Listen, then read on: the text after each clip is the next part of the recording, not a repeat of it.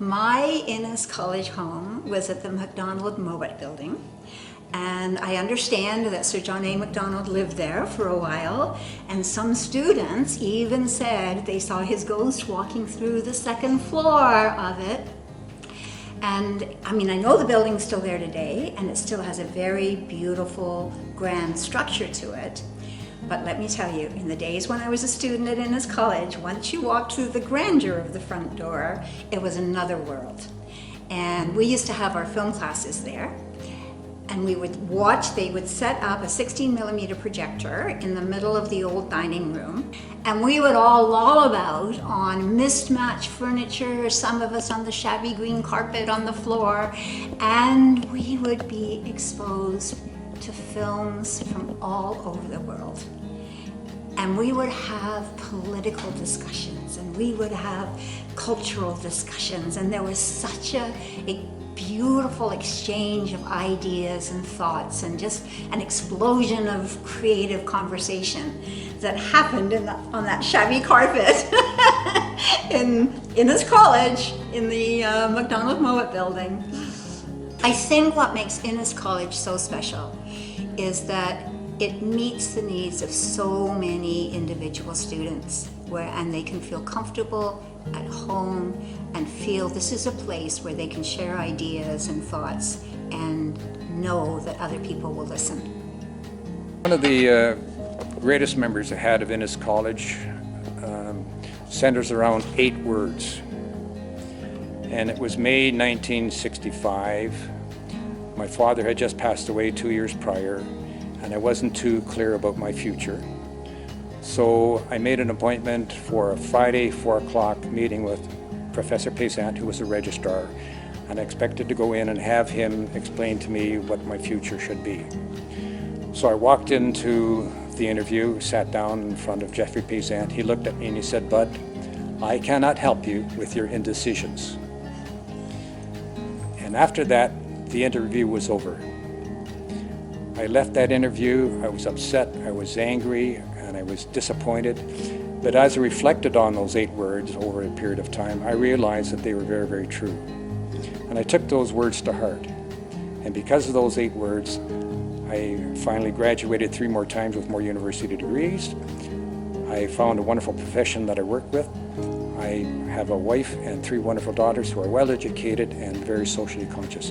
I owe that to Innis College and those 8 words. Well, for the Innis College fashion show, I was in it when I was in year 2 and year 3. I actually had auditioned for it in year 1 as well. I didn't get it.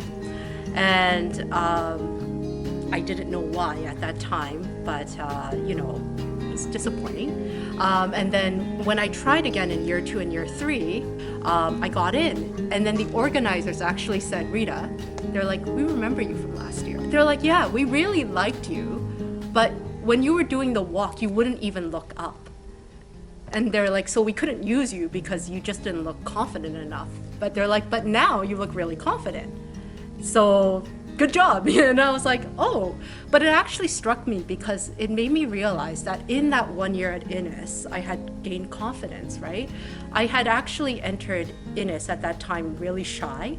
And to his point, I guess not even realizing how shy I was, considering I wouldn't even look up when I was walking.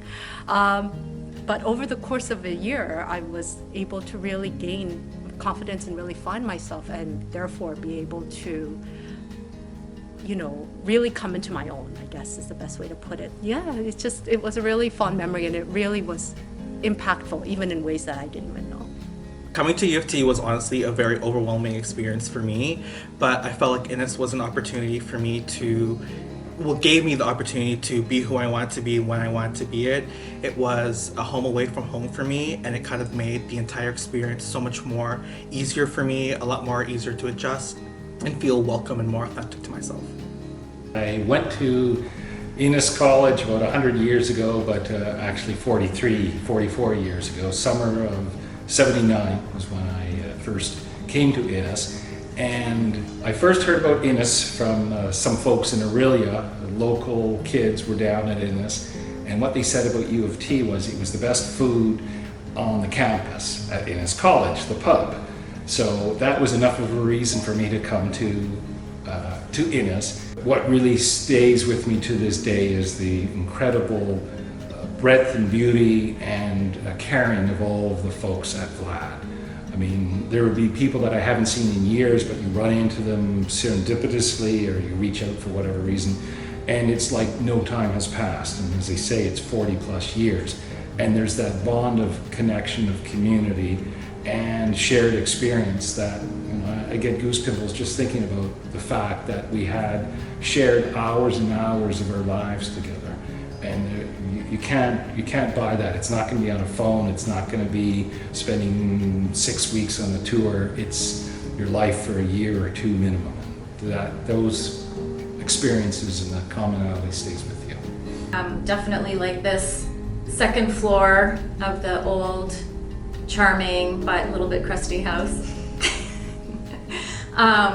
Because it just felt like home, and it was a very dynamic space for me. And I was interacting with students and, you know, professors and people who worked for the college, and it was like just such a friendly community. I had classes right in this room right here, and then of course there was the magical outdoor space off of this floor where I used to spend time, and then ultimately was inspired to build a rooftop garden there. For me, Innis College was a place where I realized that with an idea and support, you can really do anything. And my idea to build a rooftop garden or a green roof at the college was something I felt very passionate about.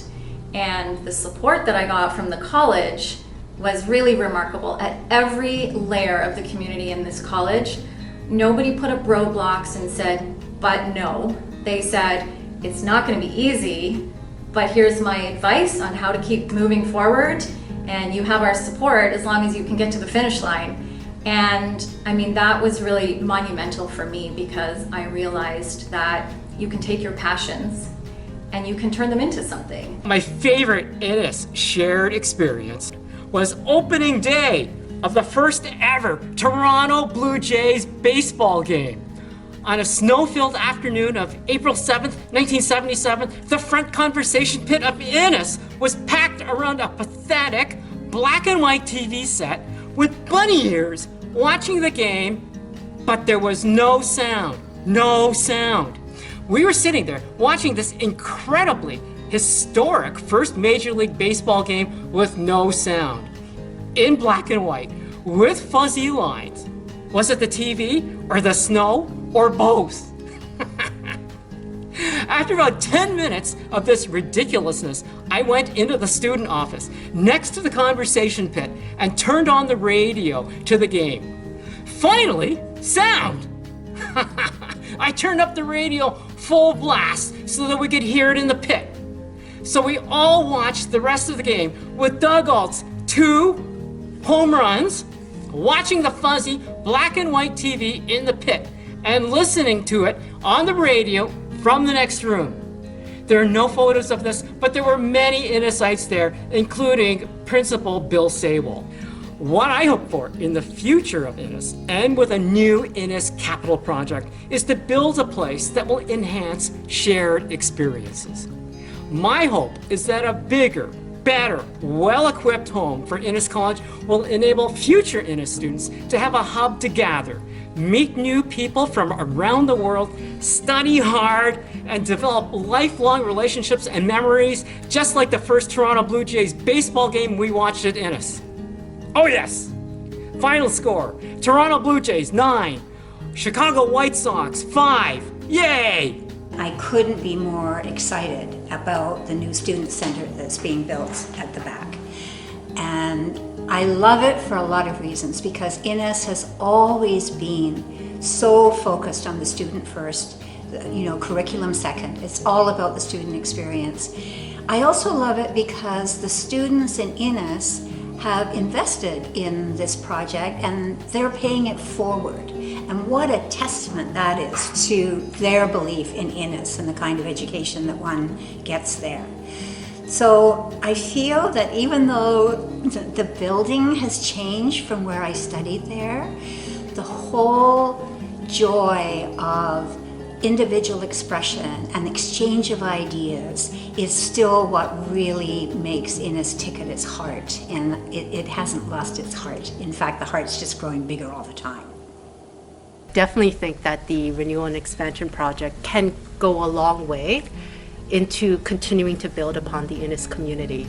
And as I mentioned, giving people that home, right? Where they can look back and have really fond memories.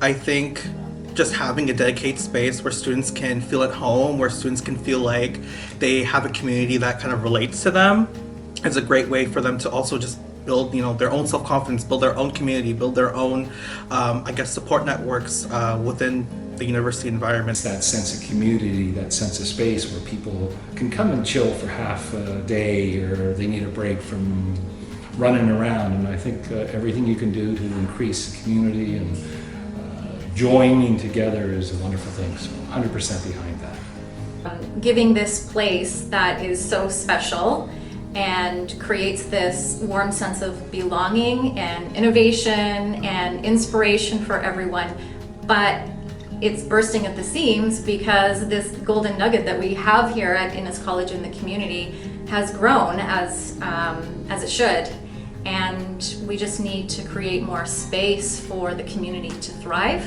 and this project is going to give the community the opportunity to do that. As an early Innissian, we were limited in the money that we had, the opportunities that we had, so we're just a small number. So we've tried to field as many teams as we could, sports teams as we could, and none of them were well equipped. And I recall one instance where we had a soccer game in front of Convocation Hall in the field, and there was a player there playing without his cleats on. And there was a bystander standing along the sidelines, and he called the player over and pulled out his wallet, and he gave this player out of his own pocket some money and said, "Here, why don't you go and buy some cleats?" And that was my first instance of seeing this concept of paying it forward. And I thought, this one person made a tremendous influence on an Innis student. And I'm thinking collectively, what can all of the alumni do together to pay this forward again for the renovation project?